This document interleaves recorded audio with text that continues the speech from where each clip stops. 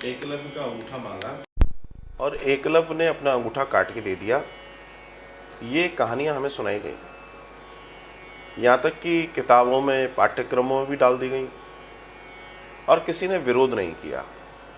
और विरोध इसलिए भी नहीं हुआ क्योंकि उस समय की जो सरकारें थीं वो चाहती थी कि कैसे भी सनातन संस्कृति को नीचा दिखाया जाए। वामपंथी लोगों के द्वारा लिखवाई गई चीज़ें हम पर थोप दी गई।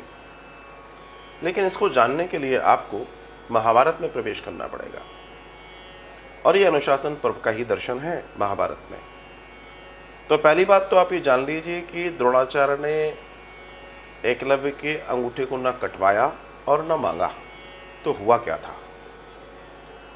बात उस समय की है जब द्रोणाचार्य के द्वारा पांडव और कौरवों को युद्धाभ्यास अर्थात उनको युद्ध की कौशल कलाएं सिखाई जा रही थी, और जो अत्यंत आवश्यक था।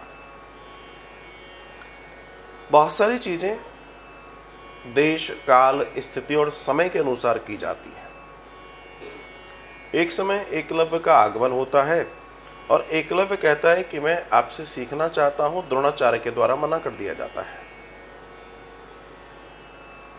लोग ये कहते हैं कि द्रोणाचार्य ने इसलिए मना कर दिया, द्रोणाचार्य ने उसके लिए मना कर दिया, लेकिन दोनों जितने भी लोग बातें करते हैं वो भी गलत हैं। द्रोणाचार्य कोई सामान्य गुरु नहीं थे। द्रोणाचार्य के पास एक विद्या थी जिसका नाम था त्रिकाल विद्या, अर्थात वो भविष्य के बारे में अगर चाहें तो देख सकते हैं। तो द्रोणाचार्य ने एकलव्य को मना कर दिया, लेकिन एकलव्य भी अपनी इच्छा और जो वो चाहता था उसके लिए उसने प्रयास किया, और एकलव्य ने द्रोणाचार्य की एक मूर्ति स्थापित की और उन्हें अपने गुरु के रूप में पूजकर धनुर्विद्या का कार्य शुरू किया। और वो सेल्फ स्टडी करने लगा, ऐसे समझ लीजिए। और धीमे धीमे धीमे धीमे धीमे उसने धनुर्विद्या में अपनी निष्ठा, अपनी आस्था और अपने विश्वास के द्वारा एक बड़े आयाम को छू लिया। तो बात उन दोनों की है कि एक बार द्रोणाचार्य अपने साथ दुर्योधन और अर्जुन को लेकर वन में गमन कर रहे थे। द्रोणाचार्य साथ में है, दुर्योधन साथ में है और अर्जुन, ये तीनों एक साथ हैं। इतने में एक तीर बड़ा तेजी से भेदता हुआ पेड़ पर जाकर टकराता है। उसको देखकर द्रोणाचार्य आश्चर्यचकित होते हैं। द्रोणाचार्य और आदि लोग अपने रथों से उतरते हैं और जाकर देखते हैं तो अंदर एक बीहड़ में एक युवक है जो धनुर्विद्या का अभ्यास कर रहा था। जैसे ही उस युवक के ऊपर द्रोणाचार्य की दृष्टि पड़ी, द्रोणाचार्य की आंखें थोड़ी सी बड़ी हो गई, मतलब आश्चर्य से भर गई। जब तक द्रोणाचार्य कुछ कह पाते, कुछ समझ पाते, तब तक वो युवक आया और युवक ने आकर तत्काल प्रभाव से दंडवत प्रणाम किया और गुरुदेव उस करके संबोधन कर दिया। जैसे ही द्रोणाचार्य को गुरुदेव कह के संबोधन किया, द्रोणाचार्य उसको देखने लगे और कहने लगे, आप मेरे गुरु हैं। तो उन्होंने कहा, धनुर्विद्या तुमने कहाँ से सीखी? बोला, गुरुदेव आपसे सीखी। और गुरुदेव की मूर्ति बता दी। बोला, आपने मुझे सिखाई, ये आपकी मूर्ति है, आपको भगवान मानकर ही मैं ये सब सीखा और देख रहा हूं। अब द्रोणाचार्य की स्थिति बड़ी अजब गजब हो गई। द्रोणाचार्य कुछ देर रुके, उन्होंने एक लंबी श्वास ली। इतने में एकलव्य कहता है, हे गुरुदेव, प्रत्येक शिष्य का अपना एक दर्शन होता है, अपने जीवन का एक लक्ष्य होता है कि जब मैं, अब कौन कह रहा है? ये एकलव्य कह रहे हैं द्रोणाचार्य से। द्रोणाचार्य देख रहे हैं और ये सारा महाभारत में इंगित है। ऐसा नहीं है कि कोई, जैसे वो पहले हम काल कल्पित जो स्टोरी देखते रहे, असली दर्शन ये है। तो द्रोणाचार्य त्रिकालज्ञ थे। द्रोणाचार्य तब उस समय एकलव्य से वार्तालाप करते हैं। अब द्रोणाचार्य क्या कहते हैं वो सुनिए। द्रोणाचार्य कहते हैं, एकलव्य, तुमने कहा कि मैं तुमसे क्या मांगूं, तो मैं जो तुमसे मांगने जा रहा हूं, निश्चित उसको सुनकर तुम्हारे होश उड़ सकते हैं, तुम्हें दुख हो सकता है या तुम्हें मुझसे नफरत भी हो सकती है। एकलव्य ने कहा, गुरुदेव आप मेरे गुरु हैं, आप जो कहेंगे वो मुझे स्वीकार्य होगा, सहर्ष स्वीकार होगा, आप आदेश करें। तब द्रोणाचार्य कहते हैं, आने वाले समय में इस पृथ्वी पर अब तक, द्रोणाचार्य कहते हैं कि ऐसा युद्ध होगा जिस बड़ा विनाशकारी।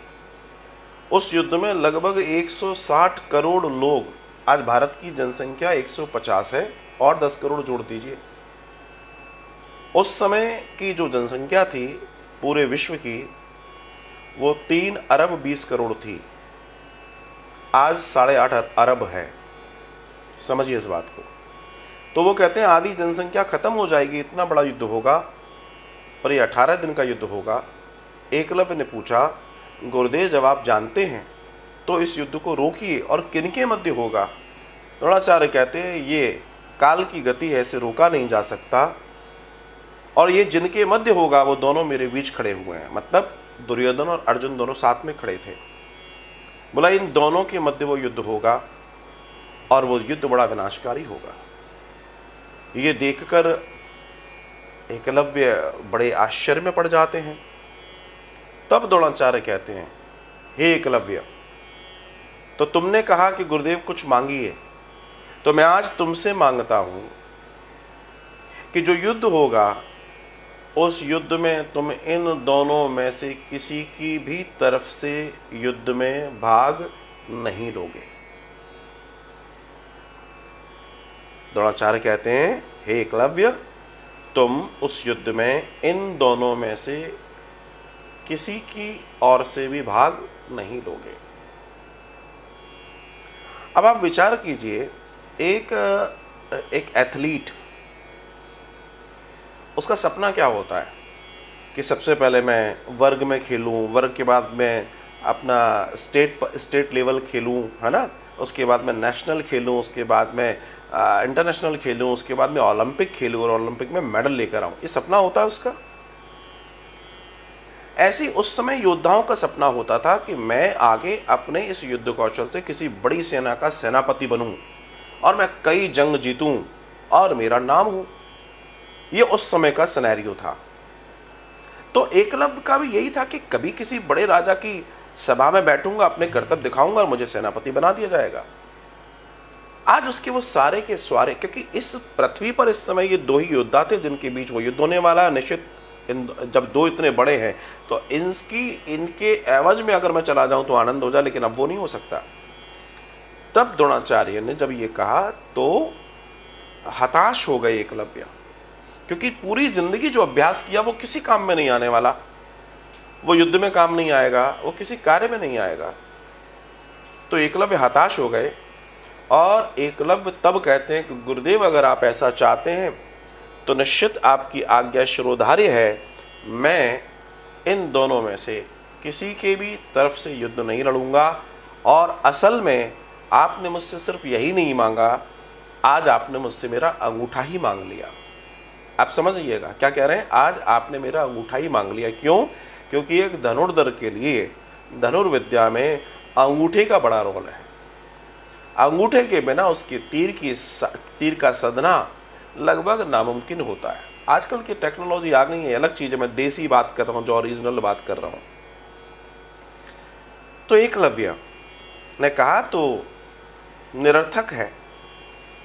तो आप ये समझ लीजिए कि आपने ये वचन नहीं मांगा है, आज से मैं अपना अंगूठा ही आपको दान करता हूं, ये कभी अब तीर नहीं चलाएगा। ये वक्तव्य था एकलव्य का। द्रोणाचार्य ने अंगूठा नहीं मांगा था। द्रोणाचार्य ने जो बात कही थी कि तुम इन दोनों में से किसी की तरफ से नहीं लड़ोगे। लेकिन वामपंथियों ने, पूर्व की सरकारों ने हमारे धर्म को बड़े तोड़ मरोड़ के पेश किया। और हम लोगों के साथ सबसे बड़ा दुर्भाग्य ये रहा कि हम लोग शास्त्रों को पढ़ना भूल गए। और एक भारी हमारे साथ नई बात और हुई कि लोगों ने न जाने किसने ये बात फैला दी कि महाभारत पढ़ना और रखना गुनाह है, नहीं तो महाभारत होती है। तो तुम महाभारत पढ़े भी नहीं। जब तुमने पढ़ा नहीं तो उसी में से निकाल के तुम्हारी जो स्टोरीज थी, उन स्टोरीज को, उन कथाओं को, उन कहानियों को लोगों ने अपनी सेंध लगा के उसमें गड़बड़ झाला कर दिया। आपने चेक नहीं किया और आप उसे सत्य मान बैठे। यहां एक बात। अब दूसरी बात, बहुत सारे लोग कहते हैं कि जो एकलव्य था वो शूद्र जाति से था, इसलिए एकलव्य को द्रोणाचार्य ने धनुर्विद्या नहीं सिखाई। बहुत सारे लोग इस बात को लेते हैं और जो दलित कैंपेन चला रहे हैं, जो हिंदू विरोधी आंदोलन कर रहे हैं, वो लोग ये स्टोरी बहुत सुनाते हैं। तो मैं उन सबको एक बात यहाँ भी एक जवाब देना चाहता हूँ। ये जवाब बहुत अच्छे से श्रवण कर लीजिएगा कि द्रोणाचार्य वही द्रोणाचार्य हैं जिन्होंने अपने पुत्र अश्वत्थामा को ब्रह्मास्त्र चलाना नहीं सिखाया था। अगर द्रोणाचार्य जातिवादी होते कि साहब ये शूद्र है इसलिए नहीं सिखाएंगे इसको, तो ये दिमाग से निकाल दीजिए, सूत पुत्र जो कर्ण हैं उनको भी राजा माना गया था। मतलब हमारे यहाँ ये व्यवस्था थी ही नहीं कि कोई छोटी जाति से तो वो ऊपर नहीं बैठ सकता, और सूत पुत्र कर्ण को भी राजा घोषित किया गया और लोगों ने उसे राजा माना। तो उस समय ऐसा कुछ भी नहीं था जो हमारे यहाँ लोगों ने तोड़ मरोड़ के चीजें पेश की।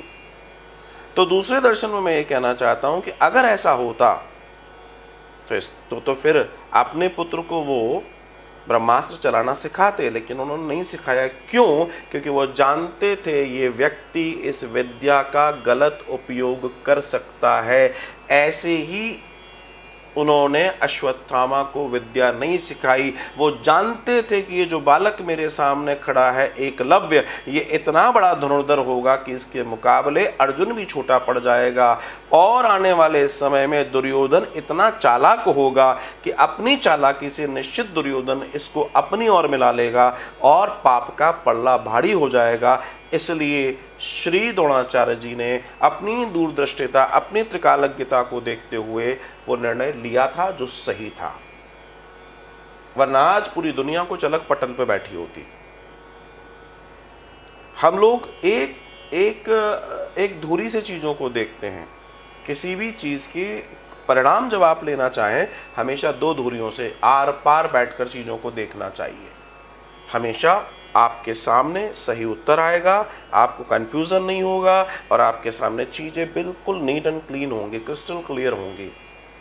तो ये है वो असली कथा एकलव्य द्रोणाचार्य की, जो अक्सर लोगों को नहीं मालूम।